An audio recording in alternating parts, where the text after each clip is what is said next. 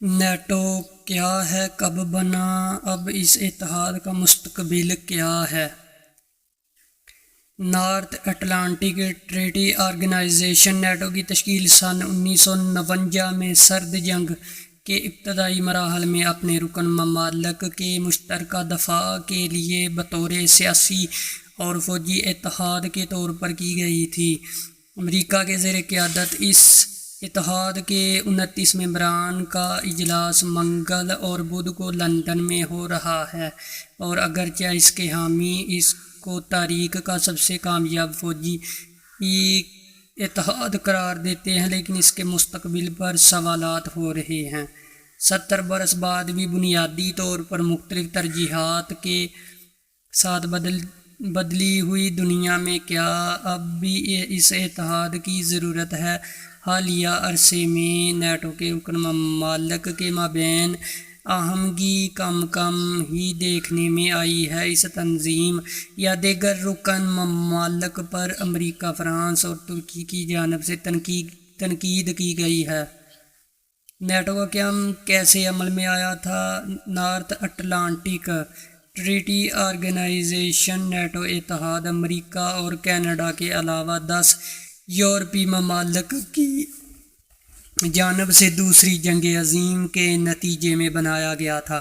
اس اتحاد کا بنیادی مقصد اس وقت کے سوویت یونین سے نپٹنا تھا۔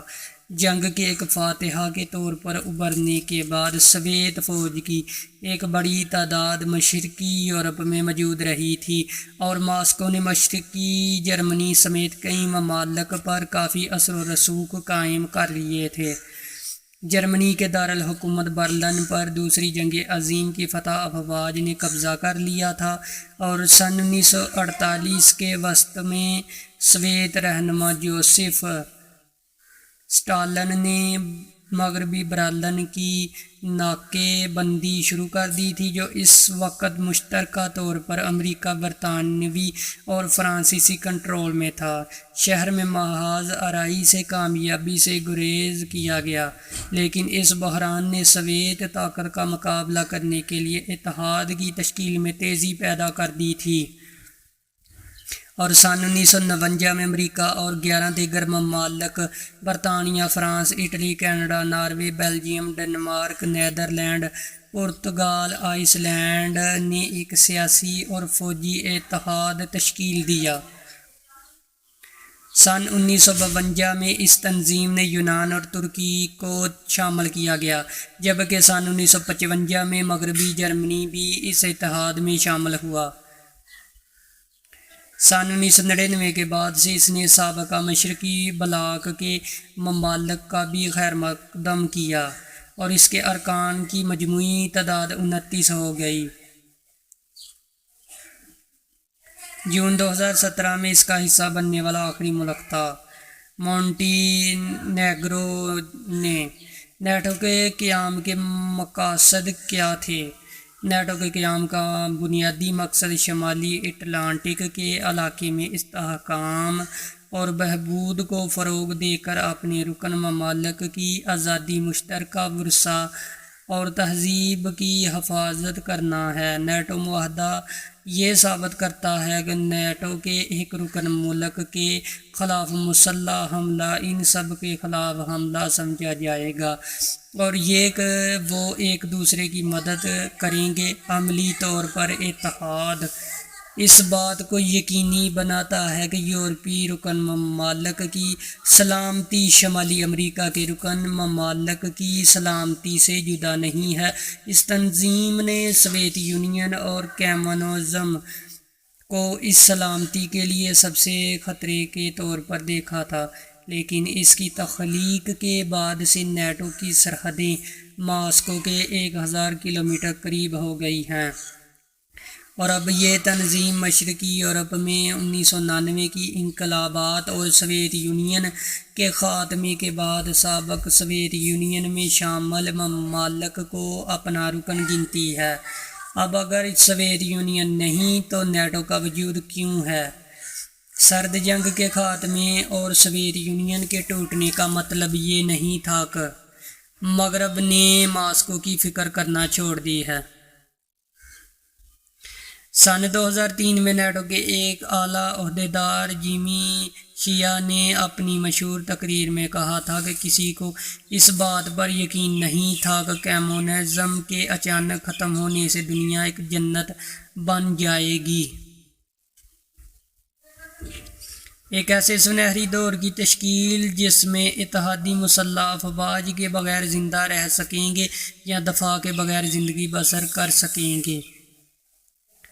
یہ بھی حقیقت ہے کہ روس عسکری طور پر طاقتور رہا اور یوگوسلاویہ کے خاتمے سے 1990 کی دہائی میں ہی جنگ یورپ میں واپس آ گئی۔ اس کے بعد کے تنازعات میں دیکھا گیا کہ نیٹو نے اپنا کردار ایک مداخلت پسند تنظیم میں بدل لیا۔ فوجی کارروائیوں میں بوسنیا کو سوا میں سربیا کی افواج کے خلاف فضائی مہم کے علاوہ بحری ناکہ بندی اور امن فوج بھی شامل تھی۔ 2001 میں نیٹو نے پہلی بار یورپ کے باہر اپنی کارروائیاں کیں۔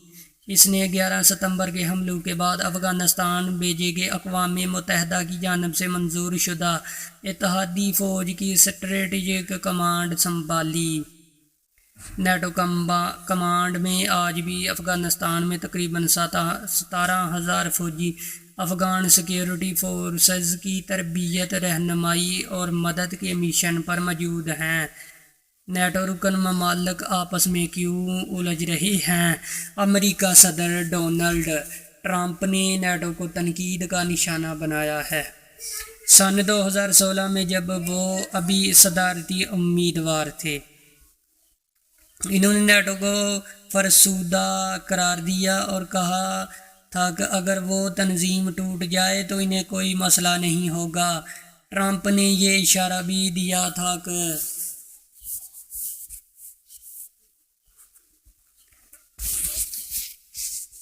امریکہ اتحادی ممبروں پر حملے کی صورت میں ان کا دفاع کرنے کے عزم کی پابندی کرنے یہاں تک کہ تنظیم کو بھی چھوڑ سکتا ہے۔ انہوں نے یہ شکایت بھی کی کہ واشنگٹن نیٹو کے دیگر رکن ممالک کے مقابلے میں دفاع پر زیادہ رقم خرچ کر رہا ہے۔ انہوں نے ستمبر 2018 میں ٹویٹ کیا تھا کہ امریکہ کسی دوسرے ملک کے مقابلے میں نیٹو بہت زیادہ خرچ کر رہا ہے۔ یہ مناسب نہیں ہے اور نہ ہی یہ قابل قبول ہے۔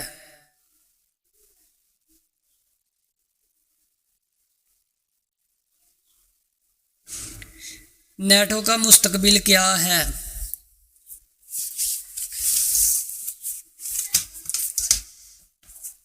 اس سوال کے جواب کا انحصار اس بات پر ہے کہ خطے میں روس کہاں کھڑا ہے۔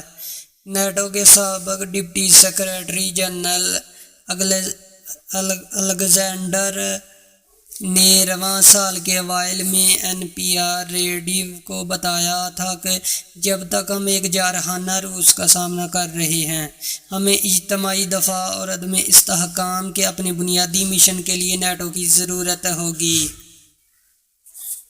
تو مجھے لگتا ہے کہ نیٹو میں اس میں کم سے کم کئی دہائیاں ہیں اور شاید مزید 70 برس ہوں۔ یہ بات بھی اہم ہے کہ ٹرمپ کی تنقید کے باوجود امریکہ کانگریس نے گزشتہ جنوری میں ملک کو نیٹو سے نکالنے سے روکنے کے لیے قانون سازی کے حق میں ووٹ دیا تھا۔ ڈیموکریٹ اور ریپبلکن دونوں پارٹیوں نے اس کی زبردست حمایت کی تھی اور اس کے حق میں 357 ووٹ تھے اور اس کے مخالف صرف 22 ووٹ ڈالے گئے تھے۔ نیٹو کی 70ویں سالگرہ کے موقع پر ہونے والے اجلاس پر گرمجوشی شاید اتحاد میں شامل افراد کی امیدوں سے کم ہو، لیکن امید ظاہر کی جا رہی ہے کہ یہ تنظیم کی آخری سالگرہ نہیں ہوگی۔